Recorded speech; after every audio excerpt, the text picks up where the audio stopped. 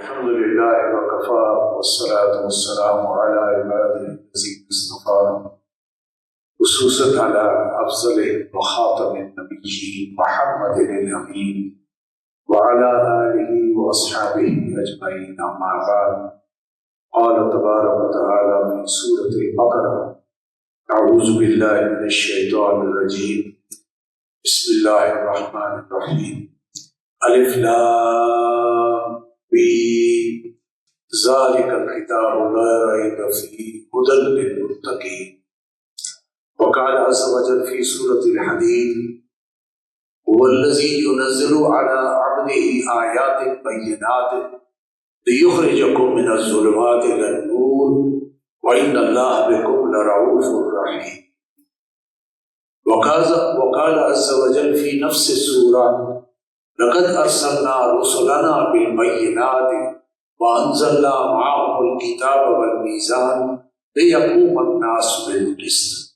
صدق الله العظيم. رب اشرح لي صدري ويسر لي أمري واحلل عقدة من لساني يفقهوا قولي. قابل احترام ڈاکٹر افضل اللہ صاحب، مہمانان گرامی اور اراکین انجمن حکام القرآن، السلام علیکم ورحمۃ اللہ وبرکاتہ۔ جیسا کہ آپ کے سامنے آج محترم فاروق صاحب نے آج کا عنوان بھی سامنے رکھا ہے، قرآن کتاب ہدایت، کتاب ایمان، کتاب انقلاب۔ اس کے حوالے سے میں قرآن مجید کی جو اہمیت ہے وہ اختصار کے ساتھ آپ کے سامنے رکھنا چاہوں گا۔ قرآن مجید آپ جانتے ہیں اللہ کا کلام ہے جو نبی کریم صلی اللہ علیہ وسلم کے قلب مبارک پر نازل ہوا اور پھر یہ آگے امت تک منتقل ہوا، اور اس کی حفاظت کا ذمہ خود اللہ نے لیا۔ اِنَّا نَحْنُ نَزَّلْنَا الذِّكْرَ وَإِنَّا لَهُ لَحَافِظُونَ۔ ہم ہی نے اس ذکر کو اتارا ہے اور ہم ہی اس کی حفاظت کرنے والے، کیونکہ پچھلی کتابیں تورات، انجیل، زبور وہ بھی اللہ ہی کی کتابیں تھیں، لیکن ان کی حفاظت کا ذمہ اللہ نے نہیں لیا تھا، انسانوں نے ان کے اندر تبدیلی کر دی۔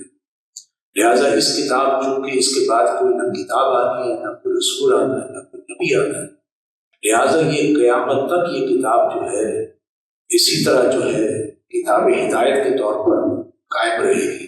لہٰذا اس کی حفاظت کا ذمہ خود اللہ نے لیا، کہیں انسان اس کے اندر کوئی تبدیلی نہ کر دے، اور تاکہ ان پر حجت قائم رہے۔ اور نبی کریم صلی اللہ علیہ وسلم کا یہ اصل معجزہ ہے، باقی انبیاء کے معجزے ان کی زندگی ہی تک تھے، ان کے دنیا سے جانے کے بعد وہ معجزہ نہیں تھا۔ موسیٰ علیہ السلام کا عصا ایک معجزہ تھا، اس کو نیچے پھینکتے تھے وہ ایک اژدہا بن جاتا تھا۔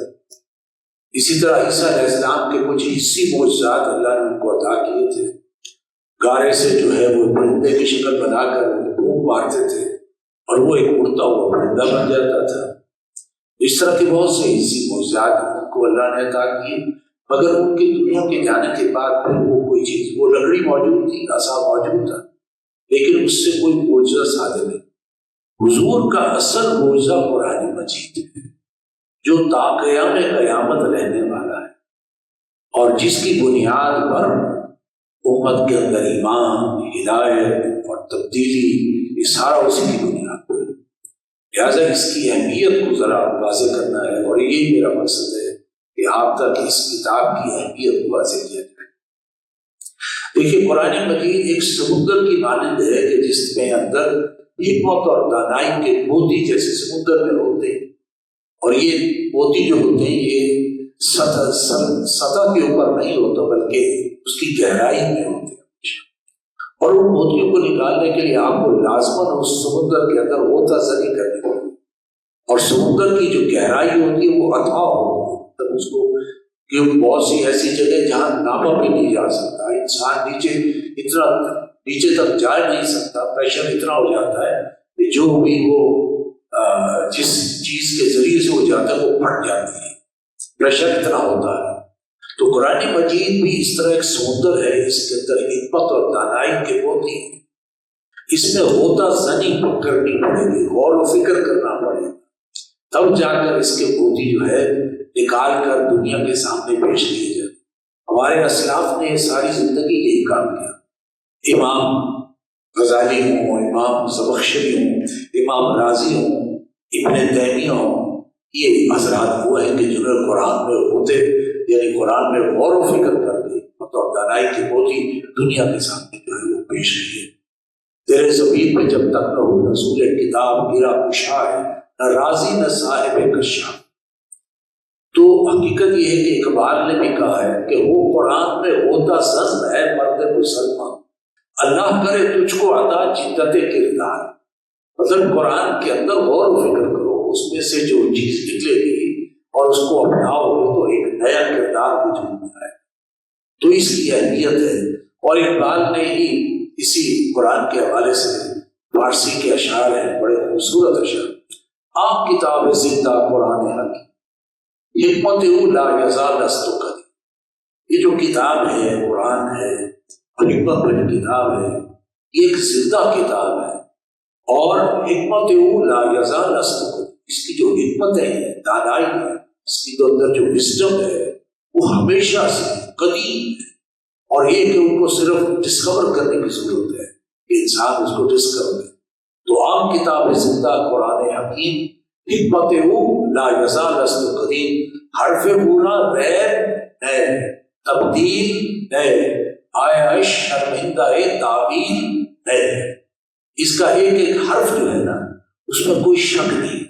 الف لام میم ذالک الکتاب لا ریب فیہ، یہ وہ کتاب ہے جس کے بارے میں کوئی شک نہیں۔ تو اقبال بھی یہی کہتا، حکمت اورا غیر نئے، تبدیل ہے، یہ تبدیل میں نہیں ہو سکتا۔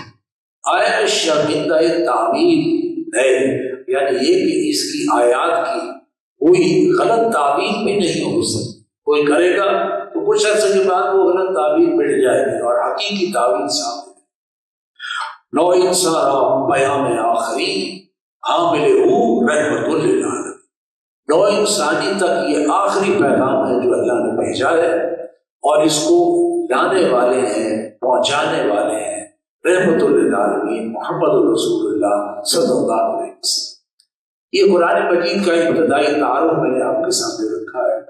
اب میں آتا ہوں اس موضوع کی طرف کہ قرآن ایک زندہ کتاب ہے اور کتاب ہدایت ہے۔ یہ ماہ رمضان کی جو آیت ہے، ویسے قرآن کے اندر رمضان کا ذکر صرف ایک جگہ ہی آیا ہے، سورہ بقرہ میں۔ وہاں اللہ تعالیٰ بیان فرماتے ہیں کہ شہر رمضان الذی انزل فیہ القرآن ھدی للناس وبینات من الھدی والفرقان۔ قرآن کا مہینہ وہ ہے کہ رمضان کا مہینہ وہ ہے جس میں قرآن نازل ہو۔ اصل رمضان کی جو اہمیت ہے وہ نزول قرآن کی وجہ سے۔ یہ قرآن کسی اور مہینے میں نازل ہوتا تو آج اس مہینے کی اہمیت۔ تو رمضان کی اصل اہمیت قرآن کی ہے، اور قرآن کے بارے میں اللہ نے 3 باتیں یہاں بیان کی۔ پہلی بات فرمائی ھدی للناس، ان لوگوں کے لیے ہدایت ہے، رہنمائی ہے۔ وبینات من الھدی، اس میں ہدایت کی واضح نشانیاں موجود، کوئی جاننا چاہے تو دلائل موجود ہیں، نشانیاں موجود ہیں، صرف یہ کہ وہ دل ہونا چاہیے جو اس کے اندر غور و فکر کرے۔ والفرقان، اور یہ فرقان ہے، حق و باطل میں تمیز کرنے والی کتاب ہے۔ میں چاہتا ہوں ان 3 الفاظ پر تھوڑی سی ذرا توجہ فرمائیں۔ پہلی بات اللہ نے فرمایا ھدی للناس، ان لوگوں کے لیے ہدایت ہے، رہنمائی ہے۔ اچھا ایک لفظ ہے اس کے لیے انگریزی کا لفظ ہے گائیڈنس، لیکن یہ صرف گائیڈنس نہیں ہے، اٹ از دی گائیڈنس۔ جیسے ہوتا ہے نا ایک بک اینڈ دی بک، اس میں بڑا فرق ہے۔ بک کے معنی ہے کوئی کتاب، جب میں کہتا ہوں دی بک یعنی اب وہ خاص کتاب کی بات ہوگی، تو عربی میں دی کا جو لفظ ہے وہ الف لام کے ساتھ آتا ہے۔ خدا ہدایت، جب اللہ جائے گا تو دی گائیڈنس ہے، خاص ہدایت۔ تو قرآن مجید یہ جو ہے رہنمائی ہے، اٹ از دی گائیڈنس۔ تمہیں کوئی چیز ڈھونڈنی ہو، تلاش کرنی ہو، کوئی کوئری ہو، کوئی پیچیدگی ہو، ریفر ٹو قرآن، کیونکہ it is the book of guidance. یہ تمہیں ہر پہلو کے اندر جو ہے رہنمائی دے گا۔ اچھا، اس کی جو رہنمائی ہے ایک فکری بھی ہے اور عملی بھی ہے، دونوں اعتبار ہیں۔ فکری اعتبار سے یہ قرآن مجید آپ کو رہنمائی دیتا ہے تمہارا خالق کون ہے، اس کی صفات کیا ہے، خبیر ہے، علیم ہے، قدیر ہے، رازق ہے، مالک ہے، خالق، یہ اللہ کی صفات ہے۔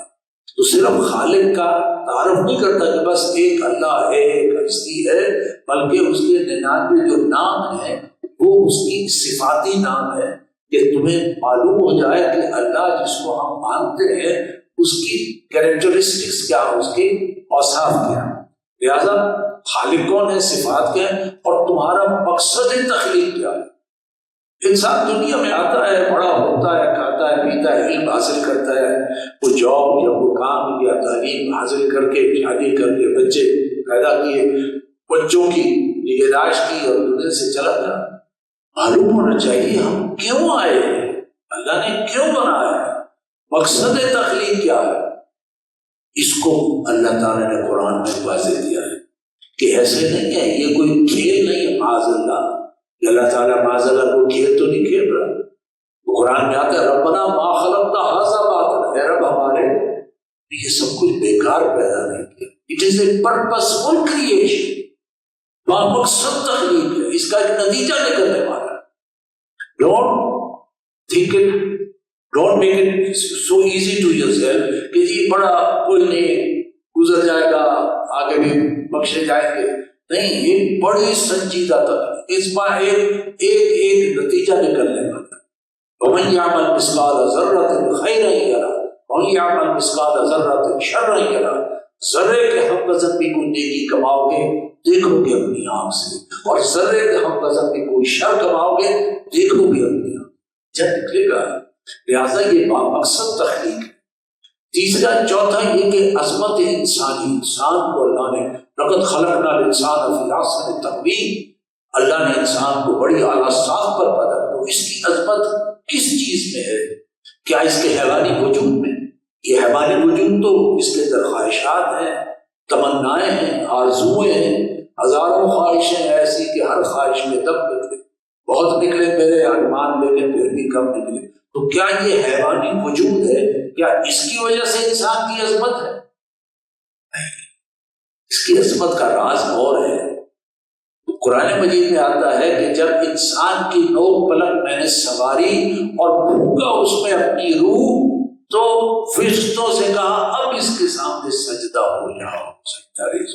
تو اصل میں وہ روح ہے، وہ روح ربانی، وہ نور سے بنی ہوئی، جب انسان کے اندر آئی اور فرشتوں کو کہا کہ اس کو سجدہ کرو، تو یہ مسجود ملائک ہے انسان، اس کی عظمت اس کی روح کی وجہ سے، اس کے روحانی وجود کی وجہ سے، جس کے اوپر آرزوئیں، تمناؤں اور خواہشات کا جو ہے پردہ پڑا ہوا ہے۔ انسان نے اس پردے کو جو ہے پھاڑنا ہے، اپنی اصل حقیقت کو پروے کرنا ہے، اپنے روحانی وجود کو باہر لائے گا، اور اس سے جو انسان نیک کام، اچھے کام کرے گا، تو وہاں مراد ہے ہم نے انسان کو بڑی اعلیٰ ساخت۔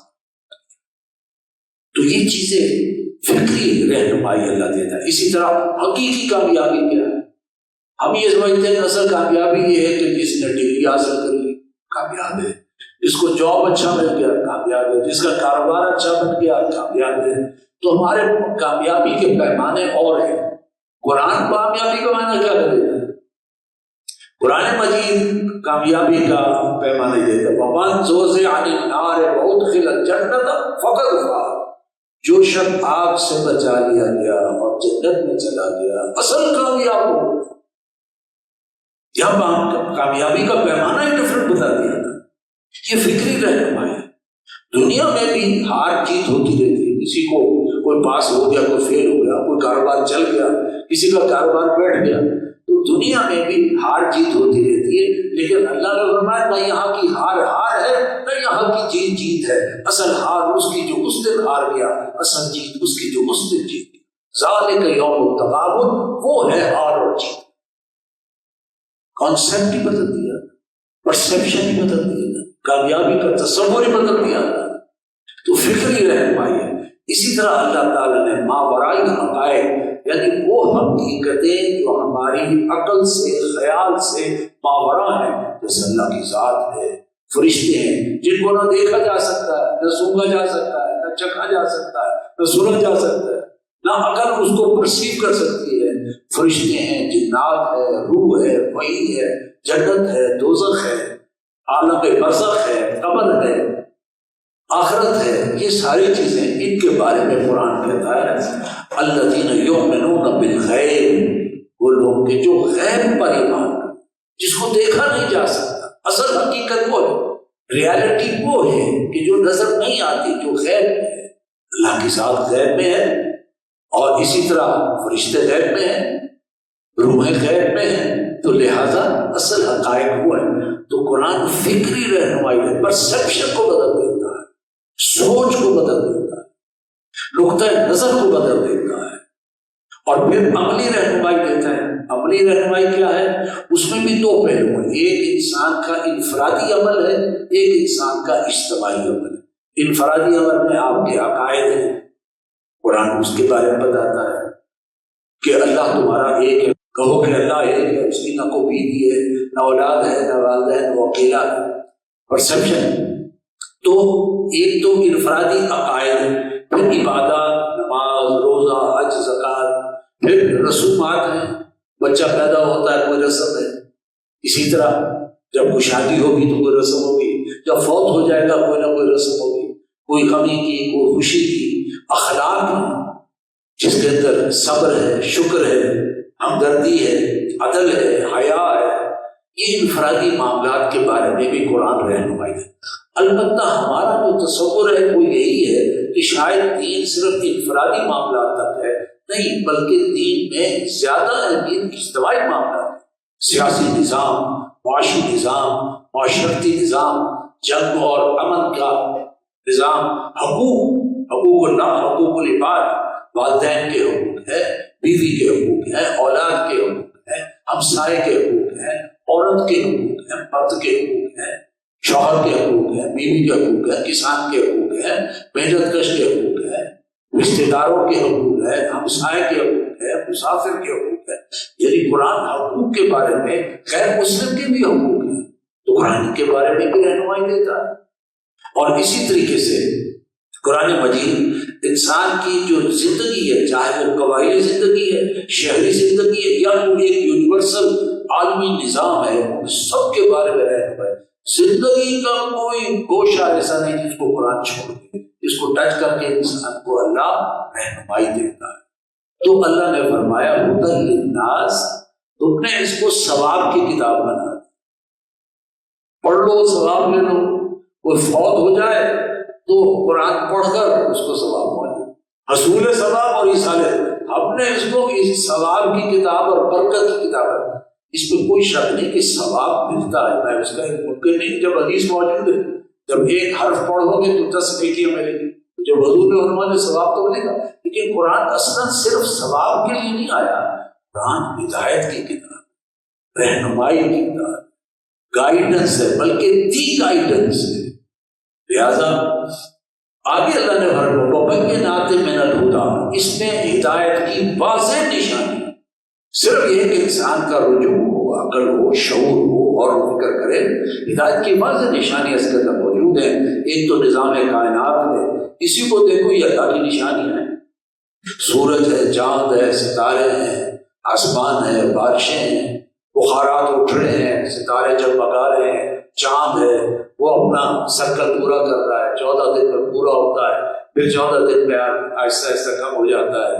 تو اس طریقے سے سولر سسٹم ہے، لونر سسٹم ہے، ہوائیں ہیں، بارشیں ہیں، کبھی بارش ہوتی ہے، کبھی نہیں ہوتی، کبھی ٹھنڈی ہوا، کبھی تیز گرم ہوا، کبھی تیز آندھی جھکڑ، یہ سارا نظام جو چل رہا ہے۔ اچھا، سورج جو ہے جب سے انسان نے ہوش سنبھالی، انسان دنیا میں آیا، اس سے پہلے سورج جو ہے اپنے مدار میں تیر رہا ہے، بغال ہے جو اپنے مدار سے ہٹے، روزانہ سورج غروب ہوتا ہے، روزانہ غروب ہو جاتا ہے۔ کون ہے یہ جو بنا رہا ہے؟ ہدایت اگر سوچے انسان، کوئی نہ کوئی ہستی تو ہے، کوئی پاور ہے کہ جو اس سارے نظام کو خوبصورتی کے ساتھ کنٹرول کر رہی ہے۔ تو یہ کائناتی نظام، یہ واضح ایک نشانی ہے۔ اسی طرح آپ جانتے ہیں کہ انسان کا یہ تھمب امپریشن، انگلیوں کے جو نشان ہے، یہ ہر انسان کے ڈفرنٹ ہے، اور اسی کی بنیاد پر جو ہے وہ کہتے ہیں انگوٹھا لگاؤ، کیونکہ اس کی ایک ہی انگلی ہے۔ حیران کی بات ہے، کروڑہا انسان، ایک انگلی اور اس کے پیٹرن ڈفرنٹ۔ یہ کس نے بنایا ہے؟ کوئی انسان نہیں بنا سکتا۔ اچھا، ڈی این اے کا جو ہے اپنا، آج سائنس نے ترقی کر کے یہ انسان کے سیل کے اندر جو نیوکلیس ہے، اس کے اندر جو ڈی این اے ہے، ڈی آکسی رائبو نیوکلیک ایسڈ، وہ ہر انسان کا بنا ہے، وہ بھی ڈفرنٹ ہے۔ یہ بھی حیرانی کی بات ہے۔ تو ہدایت کی نشانیاں۔ اسی طرح انسان کے اندر اللہ نے نفس کے بھی 3 حصے، ایک نفس امارہ کہلاتا ہے جو انسان کو گناہ پر، برائی پر، بے حیائی پر ابھارتا ہے۔ ان النفس لامارۃ بالسوء، نفس جو ہے انسان کو برائی پر ابھارتا ہے، اور یہ شیطان کا آرگن ہے۔ شیطان اس میں پھونکے مارتا ہے۔ نفس کے اندر آلریڈی جو برائی ہے، وہ جیسے آگ بجھی ہوئی، آپ پھونک ماریں گے تو اس کی چنگاریاں اٹھتی ہیں، تو نفس کے اندر شیطان پھونک مارتا ہے اور انسان برائی کی طرف راغب ہوتا ہے، اور نفس امارہ بھی ہے۔ اسی طرح نفس لوامہ بھی قرآن میں ذکر ہے، جس کو ہم ضمیر کہتے ہیں کہ میرا ضمیر مجھے کاٹ رہا ہے۔ آج میں نے جو بات کہی ہے، میرا ضمیر ساری رات مجھے کاٹتا رہا کہ یار میں نے کیا بات کہہ دی، تجھے شرم نہیں آئی، تجھے کہتے ہو کہ شرم آنی چاہیے تھی۔ یہ اندر سے کیا چیز ہے؟ یہ کیا چیز انسان کے اندر وہ بولتی ہے، اس کو رات کو سونے نہیں دیتی، اس کو ہم ضمیر کہتے ہیں۔ اس کا ذکر قرآن میں ہے، نفس لوامہ ہے۔ اسی طرح نفس مطمئنہ ہے، انسان نے کسی کی مدد کی، کسی بیوہ کی مدد کی، کسی جو ہے یتیم کے سر پر شفقت کا ہاتھ رکھا، کسی کے جو ہے مالی معاملات کے اندر آپ نے اس کا تعاون کیا، تو اندر ایک خوشی کی سی کیفیت پیدا ہوتی ہے، اطمینان کی کیفیت پیدا ہوتی ہے۔ یہ نفس مطمئنہ ہے۔ یہ کس نے بنایا؟ تو انسان اگر سوچے کہ انسان کو جو بنایا ہے ایسی کمپلیکس چیز ہے، جس کے اندر اللہ نے ایسی کیسی چیز۔ اچھا، قوتیں کتنی؟ قوت ارادی دی ہے، یہ ول پاور ہے کہ میں اپنی ول پاور کے تحت یہ کام کروں گا۔ قوت فیصلہ ہے کہ میں فیصلہ کروں گا اور چاہے کچھ بھی ہو جائے، ول پاور اور قوت فیصلہ۔ اسی طرح قوت تمیز ہے، اللہ نے ہر انسان کے اندر نیکی بدی کی تمیز رکھ دی۔ وَنَفْسٍ وَمَا سَوَّاهَا فَأَلْهَمَهَا فُجُورَهَا وَتَقْوَاهَا، اور بنایا اسے نفس کو کہ جیسا اس نے بنایا، اور اس کے اندر الہام کر دیا نیکی اور بدی کا شعور رکھ دیا۔ ہر انسان جانتا ہے کہ جھوٹ بولنا بری بات ہے، ہر انسان جانتا ہے کہ سچ بولنا اچھی بات ہے، وہ چاہے افریقہ کا ہو، چاہے ایشیا کا ہو، یورپین کا ہو، امریکہ ہو، جاپان، چین، ہر انسان جانتا ہے کہ جھوٹ بولنا بری بات ہے۔ اس سے بتایا کہ اللہ نے انسان کے نفس کے اندر الہام کر دیا ہے، اسی کی بنیاد پر فیصلہ ہوگا آخرت میں۔ تمہارے اندر میں نے الہام کر دیا تھا، تم جانتے تھے کہ یہ کام اچھا ہے، یہ کام برا ہے، لہٰذا اس کی بنیاد پر فیصلہ ہو جائے گا۔ جس تک قرآن نہیں بھی پہنچا، وہ اپنے نفس کے اندر جو نیکی بدی کا تمیز اور شعور ہے، اسی کی بنیاد پر اس کا فیصلہ ہو جائے گا۔ تو لہٰذا اللہ نے فرمائی یہ کتاب ہدایت ہے، اس میں ہدایت کی واضح نشانی اگر تم دیکھنا چاہو۔ والفرقان، تیسری چیز فرمائی یہ فرق کرنے والی ہے کہ کون سیدھے راستے پر ہے اور کون غلط راستے۔ انسان بعض وقت پریشان ہوتا ہے کہ یار اتنی جماعتیں ہیں، اتنے نیک لوگ ہیں، ہر کوئی اپنے راستے پر بلا رہا ہے، تو مجھے سمجھ نہیں آتی کہ میں جاؤں کہاں۔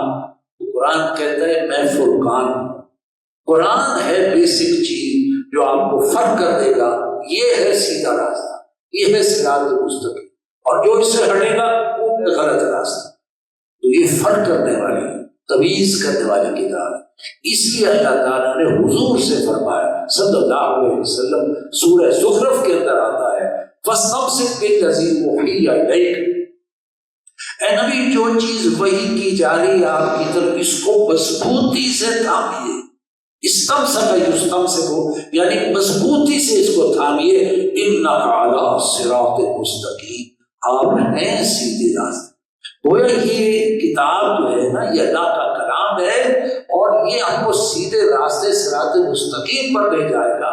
مضبوطی سے تھامے، مضبوطی سے تھامنے کا مطلب یہ ہے کہ دونوں ہاتھوں سے پکڑ کے بڑی مضبوطی سے گر نہ جائے، مضبوطی سے اس کے احکام ہیں، اس کی شریعت ہے، اس کا قانون ہے، اس کے اندر حکمت اور دانائی کی باتیں، ان ساری باتوں کو مضبوطی سے تھام کر اپنی زندگی اور اپنے نظام اور اپنے معاشرے کا حصہ بنائیے، تب آپ سیدھے راستے پر ہیں۔ وَإِنَّهُ لَذِكْرٌ لَكَ وَلِقَوْمِكَ، اور یہ آپ کے لیے بھی اور آپ کی قوم کے لیے ایک ذکر ہے، ایک یاد دہانی ہے۔ فَسَوْفَ تُسْأَلُونَ، القریب آپ سے اس کے بارے میں پوچھا جائے۔ تو قرآن کے بارے میں ہم مسلمان جن کے لیے اللہ نے یہ کتاب ہمیں دی ہے، ہم سے پوچھا جائے گا اس پر ایمان لائے، دل سے ایمان لائے یا صرف زبان سے اقرار کیا؟ دونوں میں بڑا فرق ہے، آگے چل کے میں بتاؤں گا۔ دوسرا، کیا اس کو روزانہ پڑھتے تھے کہ نہیں؟ تیسرا یہ کہ کیا اس پر غور و فکر کرتے تھے؟ سوچ بچار کر، قرآن آیا اس کے لیے کہ ہدایت تو کیسے ملے گی جب اس کے اندر ہوتا ذہن کریں، غور و فکر کریں۔ چوتھا یہ کیا اس پر عمل کیا، اور پانچواں یہ کہ کیا اس کو دوسروں تک پہنچایا یا نہیں، کیونکہ اب نہ کوئی نبی، نہ کوئی رسول، نہ کوئی نئی کتاب، اب امت کی ذمہ داری ہے۔ وَكَذَلِكَ جَعَلْنَاكُمْ أُمَّةً وَسَطًا لِتَكُونُوا شُهَدَاءَ عَلَى النَّاسِ وَيَكُونَ الرَّسُولُ عَلَيْكُمْ شَهِيدًا، ہم نے تمہیں بہترین امت بنایا ہی اس لیے تاکہ تم گواہ ہو جاؤ پوری نوع انسانی، جیسے رسول تم پر گواہ ہو گئے، انہوں نے تو گواہی دے دی، قول سے بھی گواہی، عمل سے بھی گواہی، اب تم نے گواہی دینی ہے پوری نوع انسانی تک، لہٰذا اب یہ امت کی ذمہ داری ہے، لہٰذا تم سے پوچھا جائے گا مانتے تھے، پڑھتے تھے، غور و فکر کرتے تھے، عمل کرتے تھے، آگے پہنچاتے تھے کہ نہیں؟ فَسَوْفَ تُسْأَلُونَ، تم سے عنقریب پوچھا بھی جائے گا۔ لہٰذا قرآن مجید، اور یہی اللہ کی رسی ہے، وَاعْتَصِمُوا بِحَبْلِ اللَّهِ جَمِيعًا وَلَا تَفَرَّقُوا، مل جل کر اللہ کی رسی کو مضبوطی سے تھامو اور متفرق نہ ہو جاؤ۔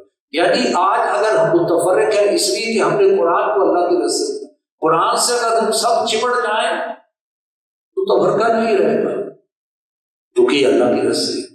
لوگوں نے فرمایا اس کا ایک سرا اللہ کے ہاتھ میں، اس کا دوسرا سرا تمہارے ہاتھ میں، یہ وہ برکت کی ایک اللہ کی ایک رسی ہے، اس سے جڑ جاؤ۔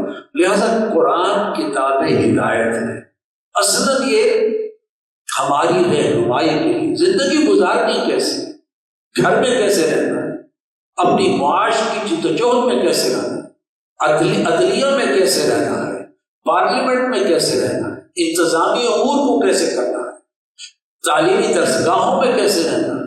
یہ نہیں کہ ہم نے بس نماز پڑھ لی اور اس کے بعد ہم نے کہا ہمارے ہم نے اللہ کو راضی کرنا، اب اپنی من چاہی زندگی بسر کریں، نہیں، قرآن کے مطابق زندگی بسر کریں، اس کے مطابق اپنے احکام ہیں، جو ہے حقوق ہیں، جیسے میں نے عرض کیا قرآن مجید ہر شعبے میں ہمیں جو ہے رہنا۔ تو پہلی بات ہے قرآن کتاب ہدایت ہے۔ اب دوسری بات آئیے، قرآن کتاب ایمان ہے۔ آپ کے دل میں آئے گا جب اللہ کو مان لیا تو پھر قرآن کو تو مانا ہی ہم نے، یہ کتاب ایمان کیا ہے؟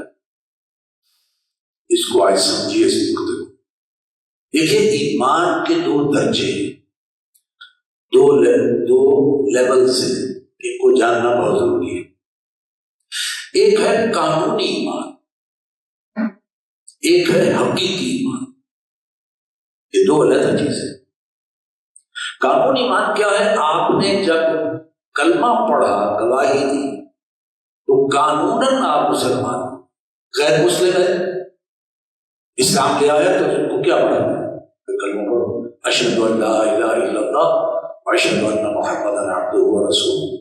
اب وہ مسلمان ہو گیا تو قانوناً مسلمان ہو گیا، یہ قانونی ایمان ہے۔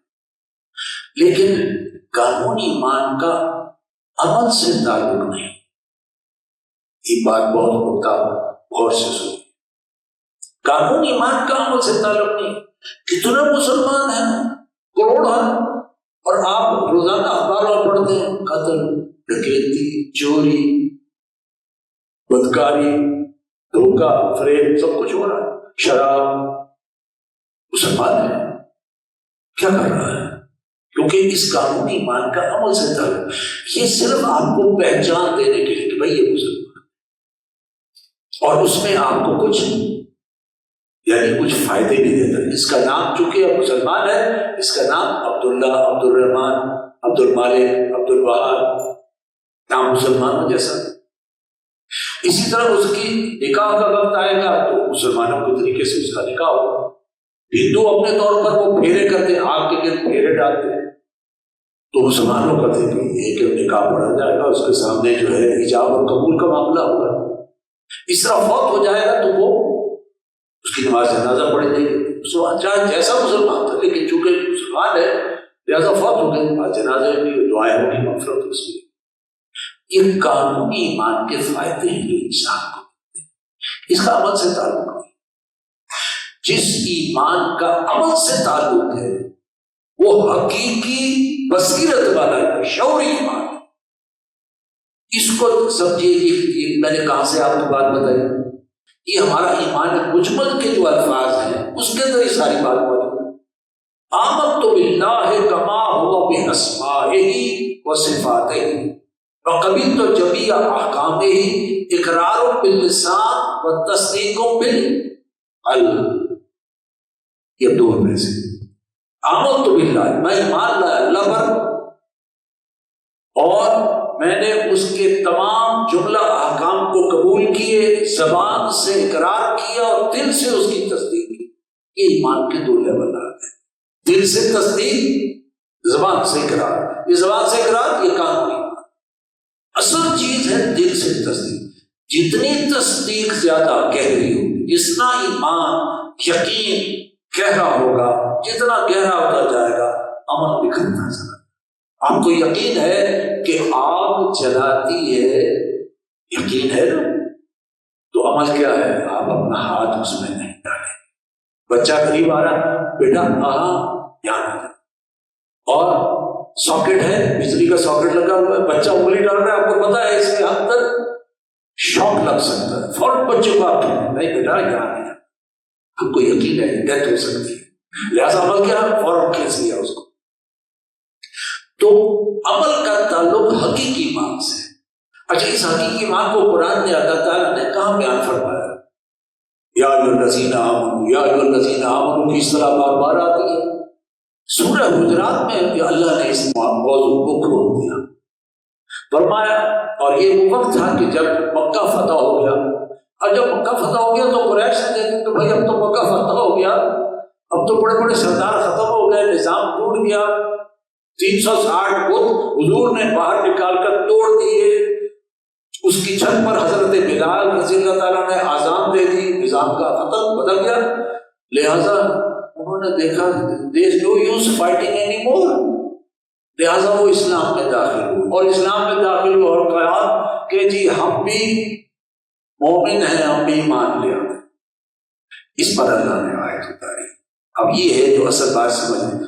قالت الاعراب آمنا، یہ بدو لوگ کہتے ہیں ہم ایمان لے آئے.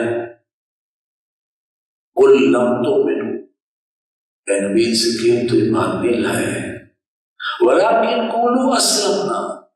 یہ کیسے کہ ہم اسلام لے آئے، ابھی کاموں نے ایمان یا اسلام میں داخل ہوئے ہو.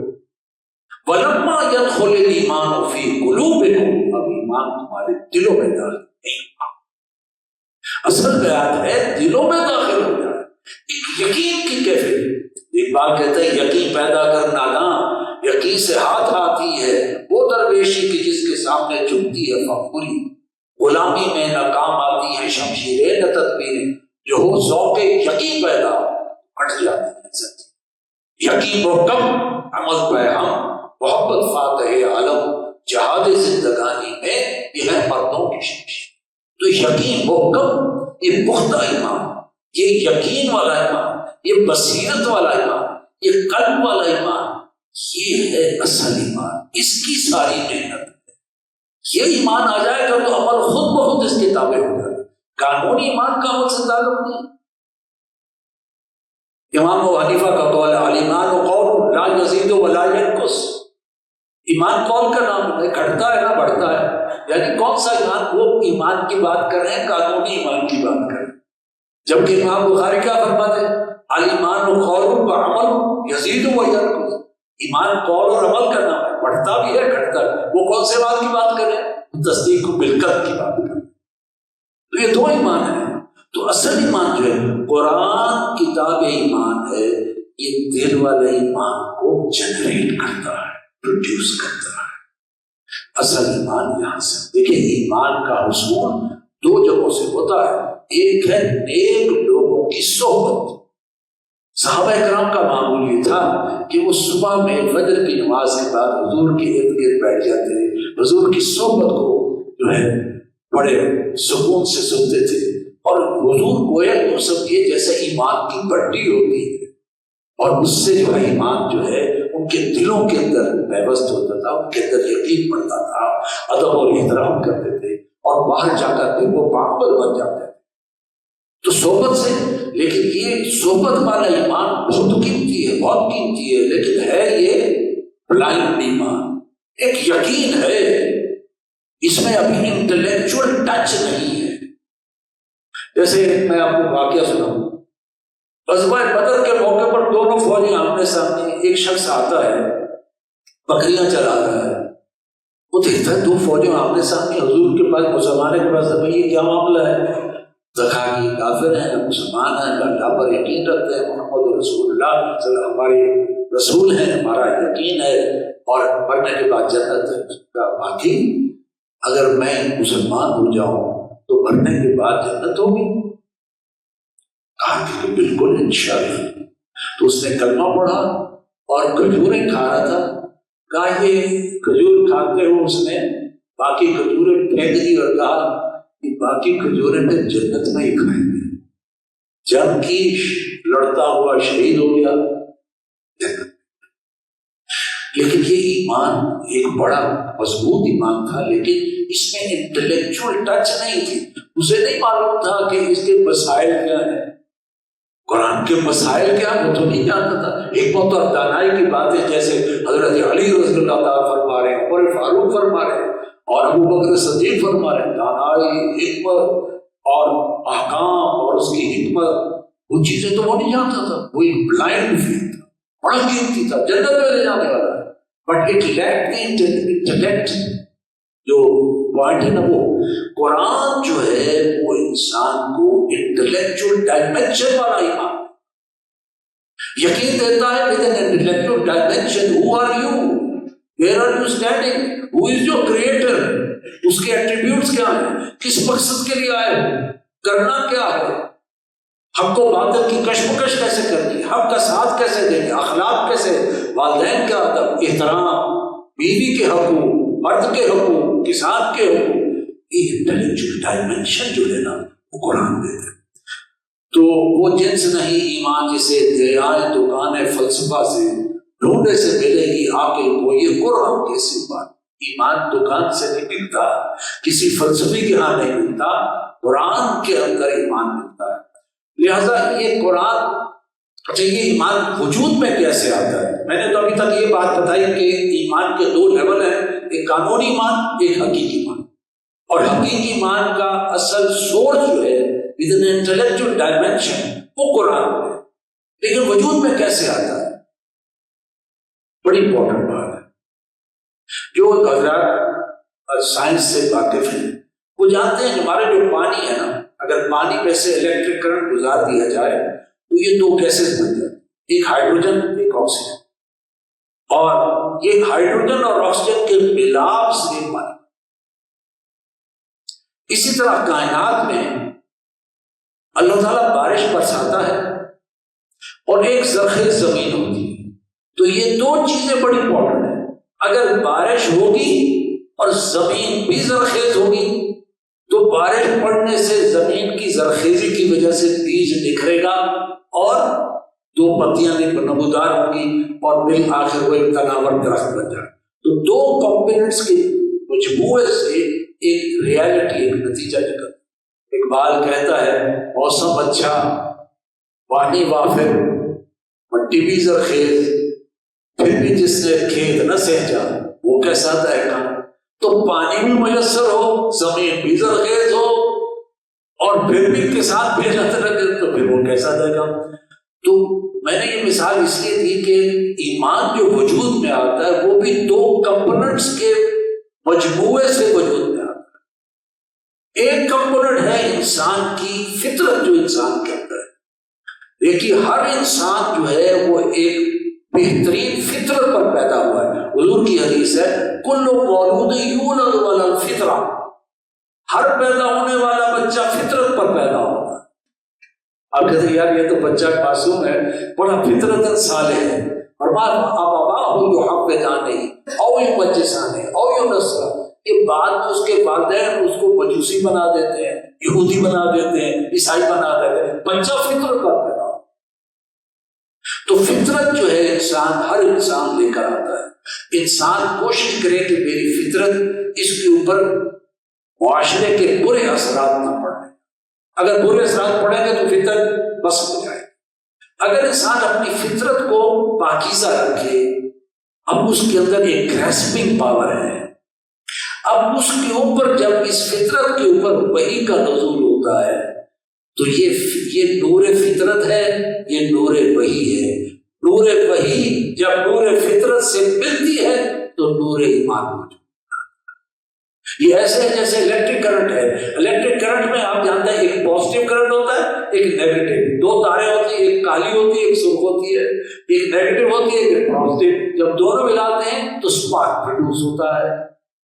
یہی ایمان اس طرح وجود میں آتا ہے کہ جو انسان اپنی فطرت کو صالح بنائے گا، معاشرے کے برے اثرات سے اپنے آپ کو محفوظ ہے۔ لغویات ہیں جو آج کل سب سے بڑا لغویات جو ہے ٹائم کلنگ امیوزمنٹس ہے، انٹرٹینمنٹس ہے، وہ آپ کا موبائل ہے، وہ آپ کا ٹائم ہے۔ 4 گھنٹے 6 گھنٹے بندہ بیٹھا وہ دیکھ رہا ہے اور وہ ساری چیزیں اس کے دماغ میں جا رہی ہے۔ ظاہر بات ہے بے حیائی بھی دیکھ رہا ہے، ننگ بھی دیکھ رہا ہے، وہ غلط کام سے اس کی فطرت کے اوپر نا کالی تہیں سب آلود ہو رہی۔ ایسی فطرت کے اوپر جب قرآن سنے گا تو قرآن اوپر سے گزر جائے گا، اس کے اندر پیئرس نہیں کرے گا۔ جیسے زمین اگر سخت ہو، زرخیز نہ ہو تو پانی آئے گا، لیکن زمین کے اندر سے جو بیج اندر پڑا وہ پھوٹتا نہیں ہے۔ زمین سخت ہے، اس لیے کسان پہلے زمین پر ہاتھ چلا کر اس کو نرم کرتا ہے، زرخیز بناتا ہے تاکہ پانی آئے تو سپراؤٹنگ شروع ہو جائے گی۔ تو فطرت صالح ہوگی۔ ایسا شخص اگر قرآن مجید پر توجہ کر کے سنے گا تو نور ایمان وجود میں آئے گا۔ یہ ہے قرآن کتاب ایمان۔ فآمنوا باللہ ورسولہ والنور الذی انزل، بس ایمان لاؤ اللہ پر، ان پر اور اس نور پر کہ جو اس نے نازل، نور قرآن مجید، وحی کا پیغام، یہ نور فطرت۔ دیکھیے حضور سے بھی اللہ تعالیٰ نے سورہ شورى کی تقریباً آخری آیت ہے، اللہ تعالیٰ نے حضور سے فرمایا ما كنت تدری ما الکتاب ولا الایمان۔ گہری آیت ہے، بڑی سوچ سمجھ کر ہمیں بیان کر رہے ہیں۔ اے نبی آپ تو نہیں جانتے تھے، ما كنت تدری ما الکتاب ما الایمان، آپ تو نہیں جانتے تھے کتاب کیا ہوتی ہے اور ایمان کیا ہوتا ہے۔ وَلَٰكِن جَعَلْنَاهُ نُورًا، ہم نے اس قرآن کو ایک نور کی شکل بنایا۔ وَلَٰكِن جَعَلْنَاهُ نُورًا نَهْدِي بِهِ مَن نَّشَاءُ مِنْ عِبَادِنَا، اس کے ذریعے سے ہم اپنے بندوں کو ہدایت دیتے ہیں اسے چاہتے ہیں۔ یعنی حضور کا ایمان، چونکہ آپ صلی اللہ علیہ وسلم اللہ کے رسول پیدا ہوئے تھے، ایمان موجود تھا، آپ ایک رسول تھے، ڈورمنٹ تھا، ایکٹیویٹ ہونے میں وہی میں ایکٹیویٹ کیا۔ ایسے ہے جیسے کیمیکل ریئیکشن ہے نا، کہ آپ نے 2 کمپوننٹس کو ایک ٹیسٹ ٹیوب کے اندر ڈالا اور اس کے اوپر ایک کھولتا تیسری چیز ڈالی تو فوراً کیمیکل ریئیکشن شروع ہو گیا۔ وہ پہلے چیز ڈورمنٹ پڑی تھی لیکن تیسری چیز نے آ کر اس کو ایکٹیویٹ کر دیا۔ تو حضور کا ایمان تھا، ڈورمنٹ چل رہا تھا، لیکن جب وحی کا نزول ہوا تو وہ ایکٹیویٹ ہو گیا۔ لیکن قرآن یہاں پر یہ کہہ رہا ہے اس نور کے ذریعے سے اپنے بندوں کو جس کو چاہتے ہیں ہدایت ہے۔ تو یہ انسان کی صالح فطرت کے اوپر دین پر نزول ہوتا ہے، وہی ایمان جو ہے، حقیقی ایمان جو ہے وجود میں آتا ہے۔ اور اس جب انسان کے اندر نور ایمان کہا جاتا ہے تو دیکھیے یہ باتیں 5-6 باتیں نوٹ کیجیے کہ اس سے انسان کے عملی وجود سے ظہور کیا ہوتا ہے، اسی سے پتہ چلتا ہے کہ اس کے اندر ایمان ہے یا نہیں۔ دیکھیے ہمارے پاس کوئی تھرما میٹر یا کوئی ایسا پیمانہ نہیں ہے کہ اس کے منہ میں ڈال کر دیکھیں اور پھر دیکھیں جی ہاں اس کے اندر اتنا ایمان ہے۔ جیسے بخار کا ناپا جاتا نا کہ تھرما میٹر ڈالا پھر دیکھا ہاں 100 ڈگری کا ٹیمپریچر، 101 ڈگری، 102 ڈگری، تو وہ تو اعلیٰ ہے، لیکن ایمان ناپنے کا تو کوئی اعلیٰ ہمارے پاس نہیں ہے۔ لیکن کچھ چیزیں ہیں جو اللہ نے فرمایا کہ اگر وہ حقیقی شعوری بصیرت والا ایمان ہے تو اس کے عمل میں کیا ظہور ہوگا، اس سے پتہ چل جائے گا اس کے اندر ایمان وہ کیا ہے۔ میں چاہتا ہوں یہ 6-7 باتیں آپ نوٹ کر لیں کیونکہ یہ بہت ہے۔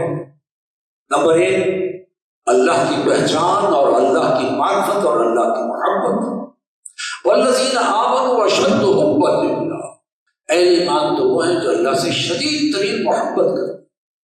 یہ ایمان کا پہلا سبب کہ اس کے اللہ سے محبت۔ اب جب اللہ سے محبت، اللہ کے کلام سے محبت، اللہ کی مسجدوں سے محبت، اللہ کے نماز سے محبت، اللہ کے رسول سے محبت، تو یہ ایمان کا ثمرہ ہے۔ یہ انسان کی شخصیت میں آٹومیٹکلی جس کے دل میں یہ محبت پائی جائے اس کے دل میں ایمان ہے، یقین ہے۔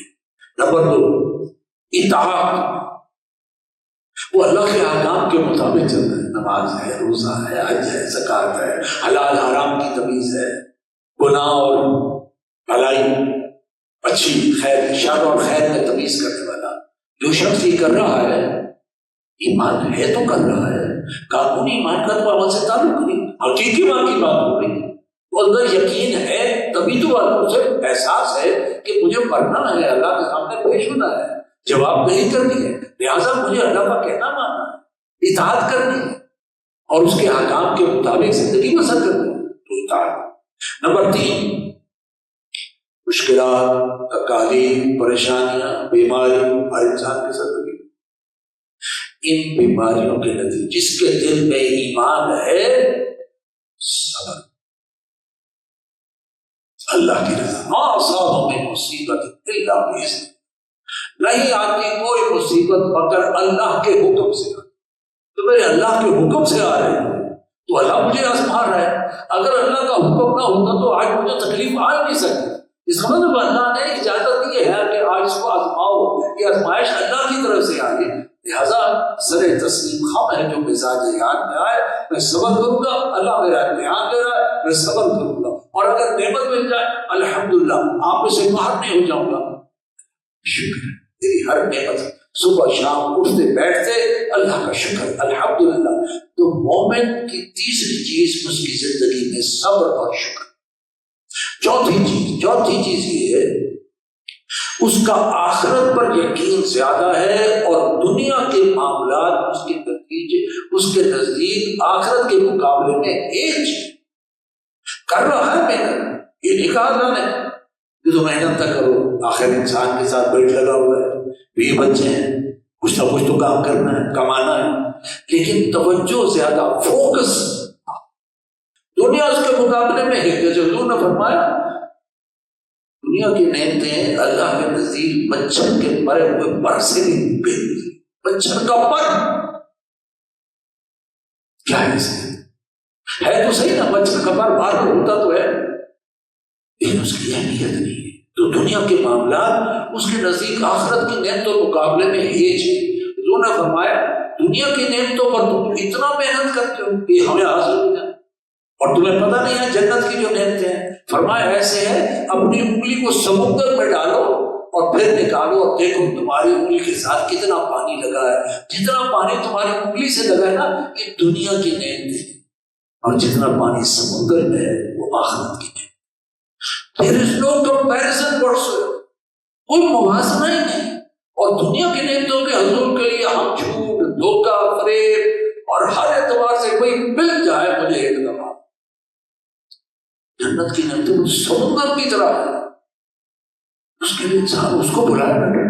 جس کے دل میں ایمان ہے دنیا کے اندر مسائل، مشکلات، صبر، شکر اور دنیا ایج آخرت جو آخرت میں مجھے ملنے والا ہے اس کے لیے ساری مشکل۔ سارا فوکس رجوع سارا آخرت.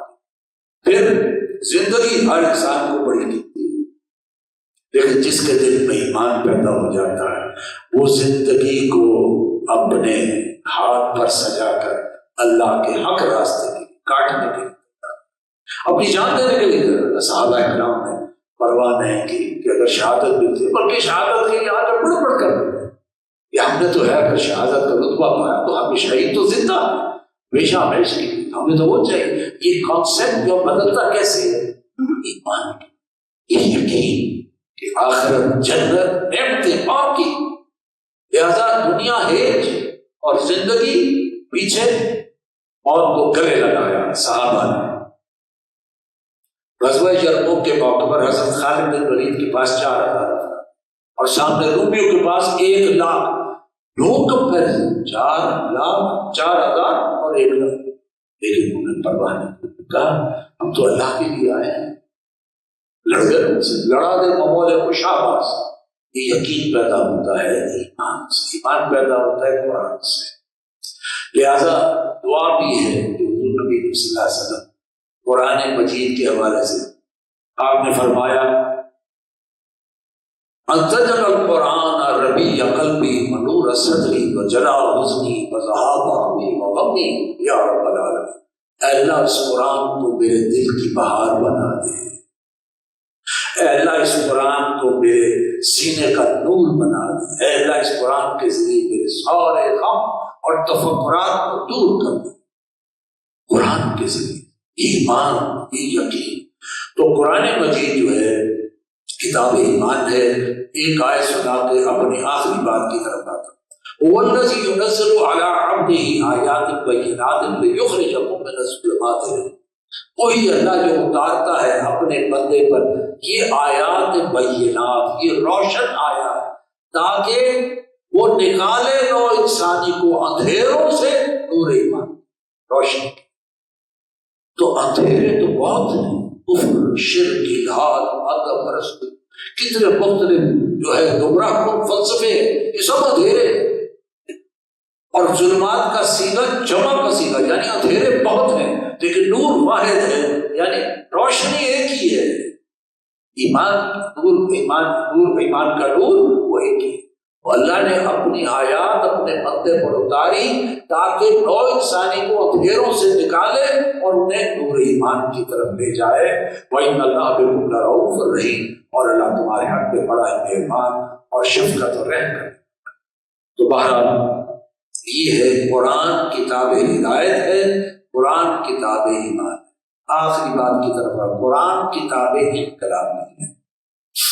کیسا انقلاب؟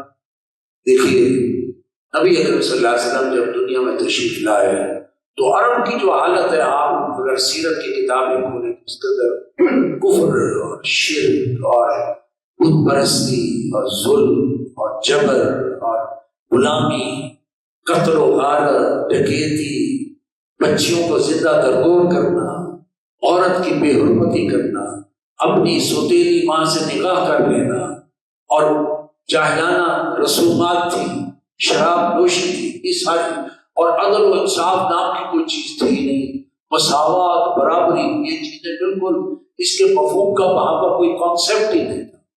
یہ معاشرہ تھا جب اللہ نے اپنے رسول کو دنیا میں بھیجا اور 40 برس تک حضور کا سیرت و کردار کے مدرس تھے. الصادق اور الامین، یہ سچا انسان ہے اور جو ہے امانت دار ہے.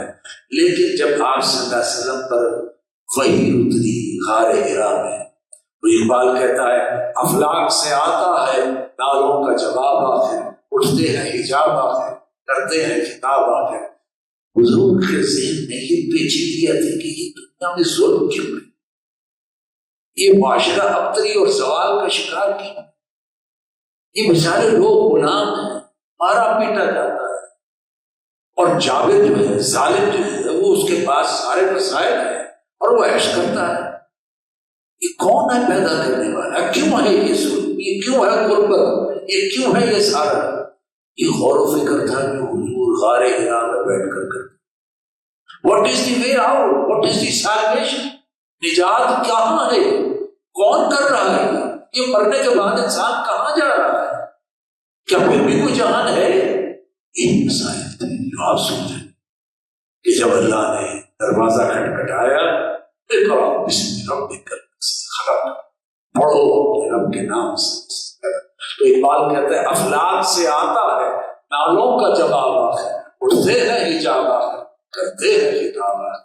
اللہ نے خطاب فرمایا اے نبی اب آپ کو حقیقت بتاتے ہیں، آپ اس نظام کو بدلیے، کھڑے ہو جائیے، خبردار کیجیے۔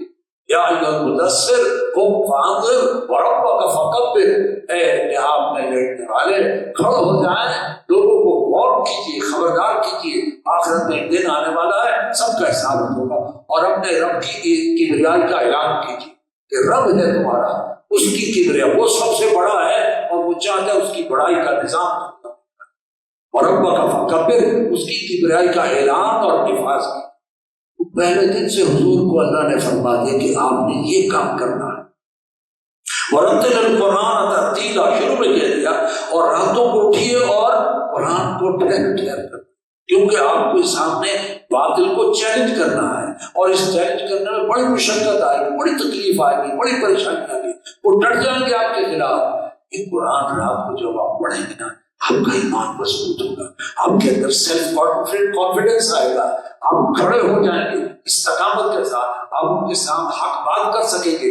قرآن آپ کے اندر وہ غیرت اور حمیت پیدا کرے گا، ایمانی جذبہ پیدا کرے گا۔ یہ بہت ضروری ہے۔ جس نے بھی مشقت کا کام کیا، جس نے بھی مشقت کا، اس کو پہلے اللہ نے مشقت کرائی تاکہ اس کا دل مضبوط ہو، اس کے اندر غیرت ایمانی اور جوش جذبہ ہو، اور پھر وہ آگے جا کر۔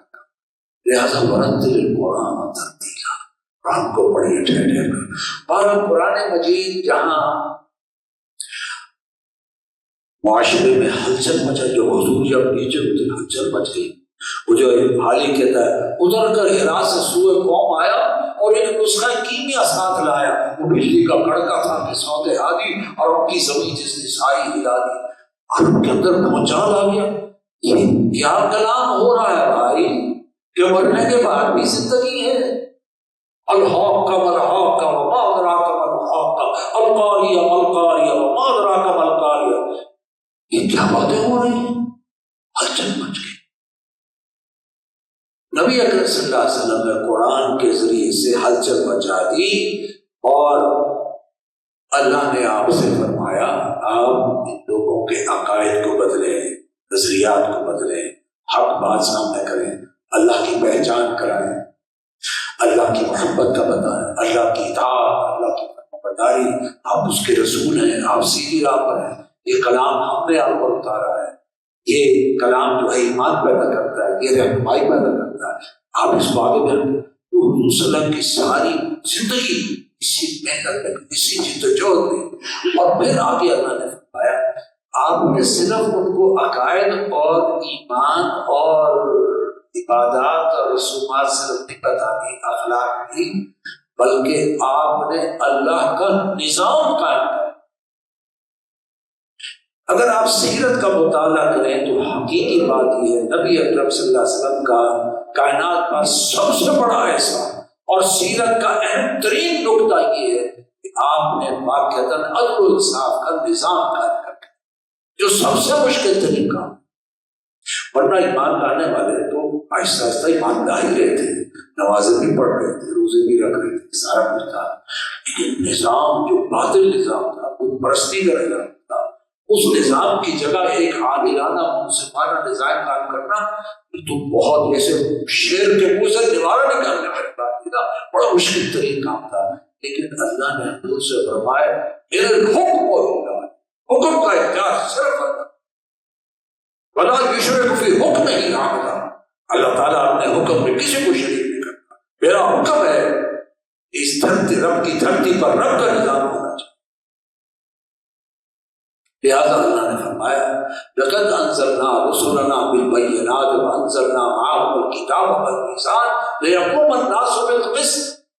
ہم نے اپنے رسول بھیجے اور ان کے اوپر کتاب بھی اتاری اور میزان بھی اتاری، حقوق اور فرائض کا ایک توازن بھی دیا، اور ہم نے ان کو تعلیمات بھی دی اور معجزات بھی دیے۔ کس لیے دی؟ یہ سارا کام کس لیے کیا؟ یہ قرآن کیوں بھیجا؟ الناس بالقسط، تاکہ لوگ عدل پر کریں۔ اسلام کا نظام عدل قائم ہے، یہ ہے اصل کام جو حضور نبی کی صلی اللہ علیہ وسلم کی سیرت میں ہمیں نظر آتا ہے۔ اسی کام کے لیے ساری مشقت، ساری جدوجہد اسی کام کے لیے، جنگیں لڑی گئی تو اسی کام کے لیے، مارے کھائے گئے تو اسی کام کے لیے، حضرت بلال کو تکلیف دی گئی تو اسی کام کے لیے، حضرت خباب کو انگاروں پر لٹایا گیا تو اسی کام کہ نظام اسلام کا نظام عدل قائم ہو، باطل نظام ختم ہو، اللہ کی حاکمیت کا نظام کا۔ یہ بہت بڑا کام تھا، اس کام میں بڑی محنت کی ضرورت تھی، لیکن اس کے بغیر معاشرے میں کبھی امن نہیں آ سکتا، کبھی عدل نہیں آ سکتا۔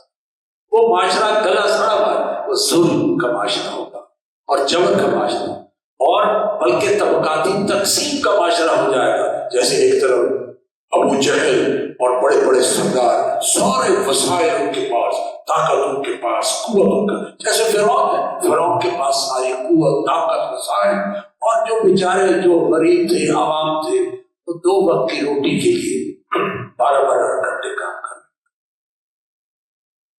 تب بھی 12 گھنٹے کام کرنے کے بعد بھی روٹی ملتی یا نہ ملتی، نہ ان کی کوئی عزت، نہ ان کو جان مال کا تحفظ، نہ ان کو روٹی، ان کے لیے نہ ان کا مستقبل، یا بیڑیاں رگڑ رگڑ کر یہاں رہ جاؤ، یا اس ملک سے ہجرت کر کے کہیں اور چل جاؤ، کا کیا ہے؟ اس کی کوئی زندگی نہیں۔ مجھے یاد آتا ہے ایک مزدور سے کہا گیا جب روزے آئے، کہا گیا کہ بھائی روزے آ رہے ہیں، روزے رکھنے ہیں۔ اس نے جواب دیا روزے تو آٹے لیے نہیں، ساڑھے واسطے تو 365 دن روزے ہی روزے تھے بھائی، میرے کھانے تھے چولہا نہیں چلتا، میں تو روز روزے چاہا کہ روزے تو آٹے واسطے، غربت کاد الفقر ان یکون کفرا، حضور نے فرمایا ایک غربت اور فقر وہ ہے جو انسان کو کفر کے نزدیک لے جاتا ہے۔ تو نظام عدل قائم کرنا بہت ہے، اور حضور نے یہ سارا کام بذریعہ قرآن انقلاب پیش کیا، اور آپ نے نظام عدل کو قائم کیا، اور اس کے نتیجے میں یہ ساری محنت سیرت کی کتابوں پڑھ لیجیے، اس کے نتیجے میں لوگوں کے نظریات بدل گئے، افکار بدل گئے، عقائد بدل گئے، ان کی جو ہے خواہشات بدل گئے، تمنائیں بدل گئے، آرزوئیں بدل گئے، ان کی دلچسپیوں اور شوق کے پیمانے بدل گئے، ان کی دوستیوں کا پیمانے بدل گئے۔ مطلب یہ پہلے دوست وہ تھے جو کھانے کھلانے پلانے والے یار تھے، دوستیاں ان کے ساتھ ہو گئی کہ جو دین کے دائی ہیں، قرآن مجید اور عدل و انصاف کے نظام کے قیام کرنے والے، دوستیاں بدل گئی، امید اور خوف کے پیمانے بدل گئے۔ پہلے خوف ہوتا تھا سانپ کو دیکھ کر خوف ہے، دشمن کو دیکھ کر خوف، اب گناہ سے خوف آتا، اب اللہ کی پکڑ سے خوف آتا ہے، خوف کے پیمانے بدل گئے، امید کے پیمانے بدل گئے، خلوت جلوت بدل گئی، انفرادیت اجتماعیت بدل گئی، دن بدلا، رات بدلی، زمین بدلا، آسمان بدلی، کی پوری کائنات بدل گئی۔ بلکہ حقیقت یہ ہے کہ جو انقلاب نبی صلی اللہ علیہ وسلم برپا کیا، اگر آپ مائکروسکوپ لگا کر دیکھیں واقعہ نظر آتا ہے کہ کون سی چیز نہیں بدلی، ہر چیز بدل گئی۔ اتنا گمبھیر اور جامع ترین انقلاب تھا کہ کائنات کی تاریخ کے اندر ایسا جامع ترین انقلاب ہے۔ روس کا انقلاب بھی کہتے ہیں انقلاب تھا، اس میں معیشت کا ڈھانچہ بدل گیا۔ فرانس کا انقلاب تھا، وہ بھی انقلاب تھا، اس میں صرف سیاست کا ڈھانچہ بدل گیا، لیکن حضور کے انقلاب میں معیشت، سیاست، معاشرت، عقائد، عبادات، رسومات، اخلاق، جنگ، امن، حقوق، ہر چیز بدل گئی۔ It was all جس میں حضور، صحابہ اور قرآن مجید بار بار 23 برس کے اندر انقلاب آیا، 23 برس تک قرآن موقع بموقع آپ کو رہنمائی دی جاتی کہ اب آپ نے یہ کہنا ہے، اب آپ نے یہ کرنا ہے، اب آپ یہ دلیل ان کے سامنے رکھیں۔ قرآن مجید گائیڈنس کی بار بار، اور بتا رہا تھا قرآن اب یہ مرحلہ شروع ہونا چاہیے، ابھی صبر کیجیے، ابھی شکر کیجیے، ابھی اپنے آپ کو باہر نہ لائیے، ابھی آپ تھوڑے ہیں، ابھی تحریک نہ اٹھائیے، ہاں جب بہت اتنی تعداد ہو جائے، جیسے مدینے کی کھڑکی کھل گئی اور جو ہے اوس اور خزرج کے تو جو ہے وہ شامل ہو گئے، اب اٹھی، بدر ہے، پھر احد ہے، پھر احزاب ہے، قدم پر سیرت کو فالو کریں تو آپ کو پتہ چلے گا کہ حضور نے انقلاب کیسے برپا کیا۔ لقد کان لکم فی رسول اللہ اسوۃ حسنہ، تمہارے لیے رسول کی زندگی میں بہترین نمونہ ہے۔ اچھا نمونہ ہم دیکھتے ہیں کہ ٹھیک ہے آپ کا لباس کیسا تھا، آپ کی جو ہے خوشبو لگاتے تھے کہ نہیں، آپ کی مسواک کرنے کا طریقہ کیا تھا، آپ کا اٹھنا بیٹھنا کیا تھا، یہ ساری باتیں لائق تحسین ہے، لیکن اصل چیز جو نہیں دیکھی جاتی کہ حضور کا انقلاب لانے کا طریقہ کیا تھا، اس کو فالو کیجیے۔ اس لیے حضرت امام مالک رحمۃ اللہ علیہ فرماتے ہیں لا یصلح آخر هذه الامه الا بما صلح به اولها، اس امت کے آخری حصے کی اصلاح نہیں مگر بالکل اسی طریقے پر جس طریقے پر اس کے پہلے حصے کی اصلاح کی، جیسے محمد نے اصلاح کی صلی اللہ علیہ وسلم، وہی پیٹرن کو فالو کرو گے، اسی انقلابی جدوجہد کو بذریعہ قرآن کرو گے تو پھر انشاءاللہ تبدیلی آئے گی۔ اس کے لیے ذہن تیار رہو کہ اس کے لیے مشکلات بھی آئیں گی، تکلیف بھی آئیں گی، اور یہ سب کچھ اللہ کی رضا کے لیے کرنا ہے۔ تم اگر شہادت کے مقام کو پہنچ جاؤ تو اس سے بڑی خوشخبری اور کیا ہو سکتی ہے؟ لہٰذا تمہارے رسول کی زندگی میں بہترین نمونہ، لہٰذا قرآن کتاب ہدایت ہے، کتاب ایمان ہے، کتاب انقلاب ہے۔ دنیا میں آج امت مسلمہ زوال سے دوچار ہے، مستی کا کوئی حد سے گزر نہ دیکھے، اسلام کا گر کر نہ ابھر نہ دیکھے، مانے نہ کبھی کہ مد ہے اور جزر کے بعد دریا کا ہمارے جو اتر نہ دیکھے۔ اے خاصا ہے خاصا ہے رسول، وقت دعا ہے، امت پہ تیری آ کے عجب وقت پڑا ہے، وہ دین جو بڑی شان سے نکلا تھا وطن سے پردیس میں آج غریب غربا ہے۔ حقیقت خرافات میں کھو گئی، یہ امت روایات میں کھو گئی، کچی عشق کی آگ اندھیر ہے، مسلمان نہیں راہ کا ڈھیر ہے۔ آج یہ اقبال کہہ کر گیا، امت مسلمہ راہ کا ڈھیر بن گئی، اس کو اٹھانا ہے، زندہ کرنا ہے، اسلام کو زندہ کرنا ہے، لیکن وداؤٹ قرآن یہ نہیں ہوگا، کیونکہ پہلے ایمان پیدا کرنا ہے، پہلے یقین تو پیدا کرو، ان کو رہنمائی تو بتاؤ کہ یہ قرآن یہ کہتا ہے، گائیڈنس یہ ہے، پھر اس کے ذریعے سے رسول کی زندگی کے دیکھو کس طرح جو ہے انقلاب برپا کیا۔ یہ ہے ہمارے لیے اصل وہ طریقہ جس کو اپنایا جا کر آج امت کو زوال سے نکال کر عروج کی طرف لے جایا جا سکتا۔ اللہ تعالیٰ جو حق بات اگر میں نے آپ کے سامنے کی ہے، اگر حق بات ہے تو اللہ ہمیں قبول کرنے کی توفیق عطا فرمائے، اور اگر میری زبان سے کوئی غلط بات نکل گئی اللہ تعالیٰ مجھے معاف کرے اور آپ کے ذہن سبھی کو اتار دے۔ اقول قولی ھذا واستغفر اللہ لی ولکم ولسائر المسلمین۔